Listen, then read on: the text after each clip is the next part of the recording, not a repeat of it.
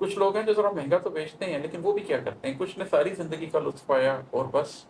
اگر آپ اہل ایمان ہیں تو آپ جانتے ہیں کہ ساری زندگی کی بھی کیا حیثیت ہے۔ اللہ تو کہتا ہے کہ پوری جو دنیا میں نے بنائی ہے کہ مچھر کے پر کے برابر بھی اس کی حیثیت نہیں ہے۔ آخرت ہی باقی رہنے والی ہے، دنیا کی زندگی کی کوئی حیثیت نہیں ہے۔ آپ صلی اللہ علیہ وسلم نے فرمایا کہ تم میرے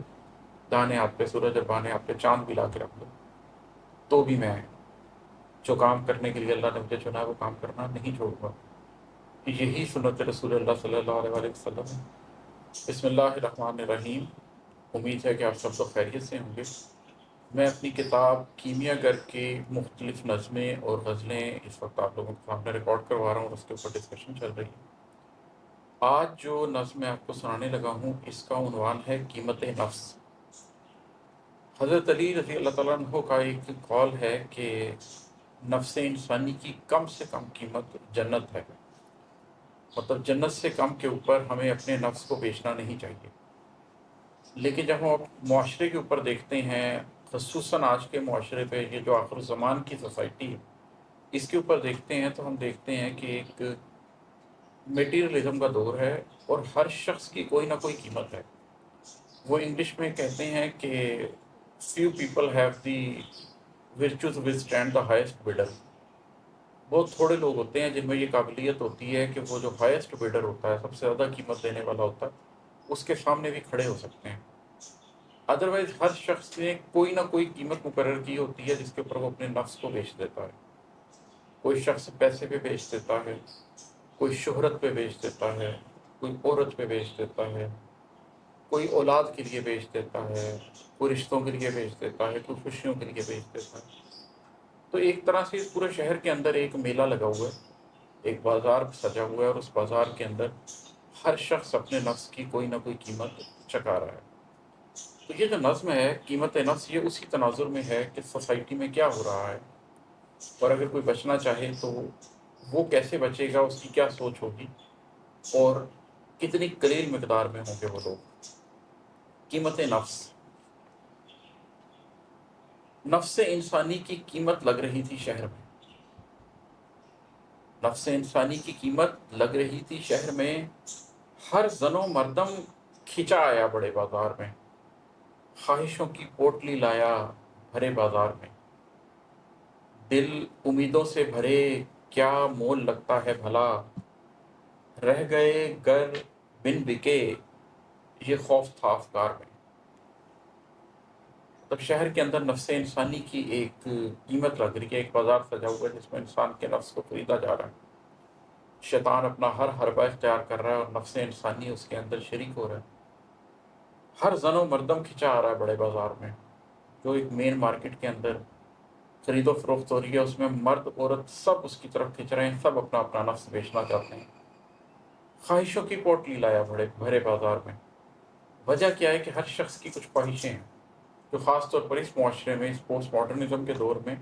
مٹیریلزم کے دور میں ہر شخص کو ایسا کنزیومرزم میں ڈال دیا گیا ہے کہ خواہشوں کی تعداد بڑھتی چلی جا رہی ہے، خواہشوں کی مقدار بڑھتی چلی جا رہی ہے، خواہشیں کوانٹٹی اور کوالٹی دونوں میں بڑھتی چلی جا رہی ہیں۔ تو ایک خواہشوں کی پوٹلی لے کر آتا ہے انسان بازار میں کہ یہ سب کچھ مجھے چاہیے ہے، اور اس کے لیے وہ اپنا نفس بیچنے کو تیار ہوتا ہے۔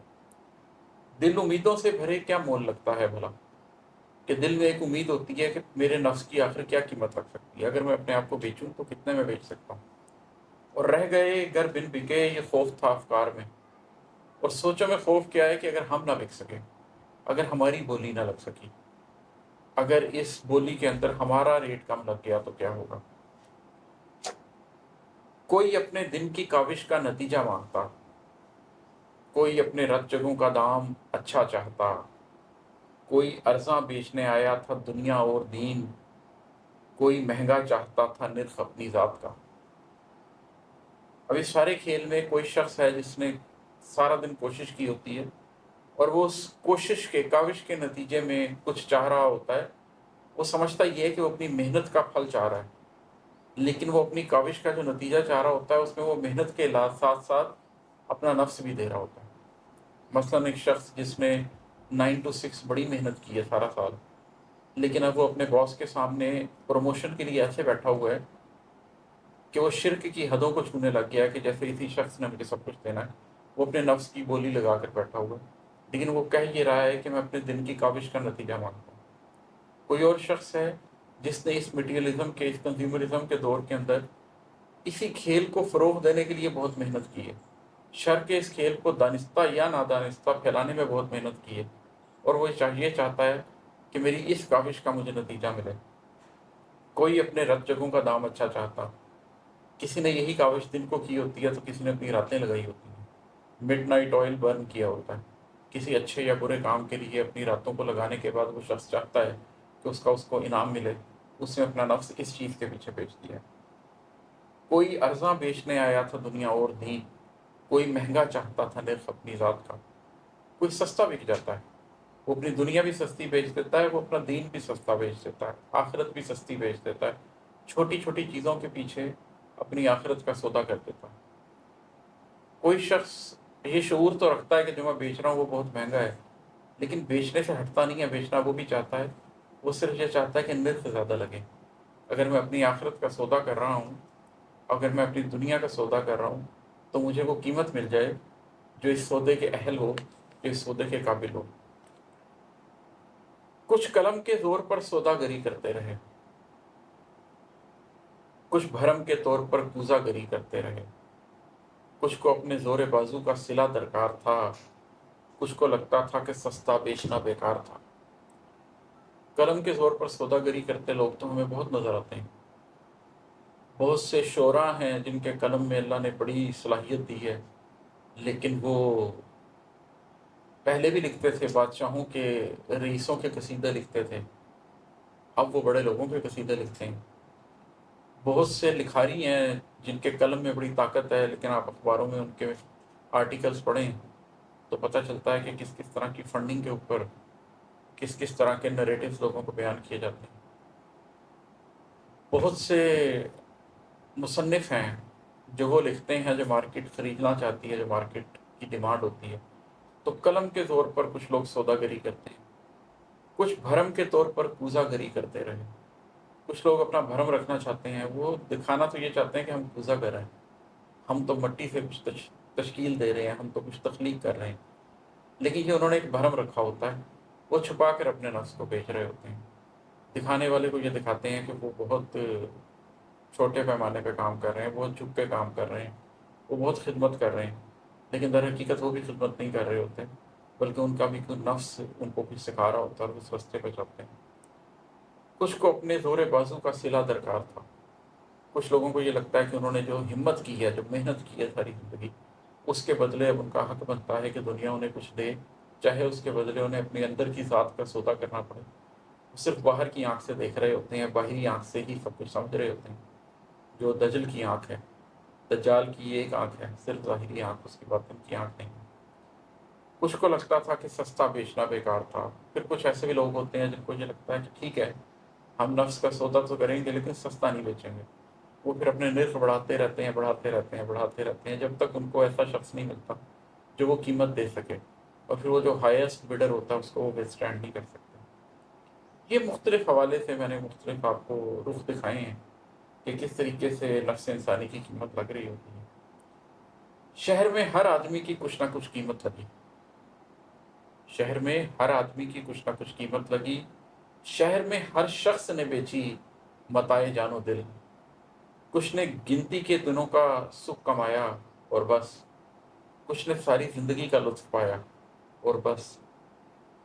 اب اس شہر میں، اس دنیا میں ہر شخص کی ہی کچھ نہ کچھ قیمت لگ رہی ہے، ایسا کوئی شخص نہیں ہے جس کی قیمت نہ لگ رہی ہے۔ وہ قیمت 500 روپے بھی ہو سکتی ہے، وہ 500 ملین ڈالر بھی ہو سکتی ہے، لیکن ہر شخص کی کچھ نہ کچھ قیمت لگ رہی ہے،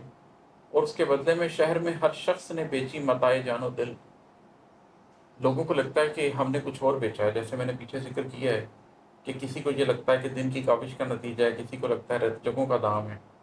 کسی کو لگتا ہے کہ قلم کے زور پر ہم نے جو کیا اس کی قیمت دے رہے ہیں، کسی کو لگتا ہے کہ ہم نے جو پوزا گری کیا اس کی قیمت دے رہے ہیں، کوئی سمجھتا ہے میں زور بازو کی قیمت لے رہا ہوں۔ لیکن در حقیقت جو ہر شخص اپنے آپ کو بیچ رہا ہوتا ہے، اس نے متاع جان و دل بیچی ہوتی ہے، اس نے اپنے اندر کی ذات بیچی ہوتی ہے، جو ایک شخصیت آپ کے اندر اللہ نے ودیت کی ہے، جو پیدائش کے وقت آپ کے اندر ڈالی گئی ہے۔ جب آپ ماں کے وomb میں تھے اور 4 مہینے پورے ہو گئے تھے تو فرشتے نے وہ روح پھونکی تھی، اور جو موت کے وقت نکال لی جائے گی، وہ شخصیت جو ہمارے اندر ہے، ہم اصل میں اس کو بیچ رہے ہوتے ہیں۔ تو شہر میں ہر آدمی کی کچھ نہ کچھ قیمت لگی، شہر میں ہر شخص نے بیچی متاع جان و دل، کچھ نے گنتی کے دنوں کا سکھ کمایا، اور بس اپنی ذات کو بیچ کے کچھ لوگ گنتی کے کچھ دنوں کا لطف پاتے ہیں، کچھ گھنٹے، کچھ دن، کچھ ہفتے، کچھ مہینے اس کے آرام کی خاطر اپنی ذات کو بیچ دیتے ہیں۔ کچھ لوگ ہیں جو ذرا مہنگا تو بیچتے ہیں، لیکن وہ بھی کیا کرتے ہیں، کچھ نے ساری زندگی کا لطف پایا اور بس۔ اگر آپ اہل ایمان ہیں تو آپ جانتے ہیں کہ ساری زندگی کی بھی کیا حیثیت ہے۔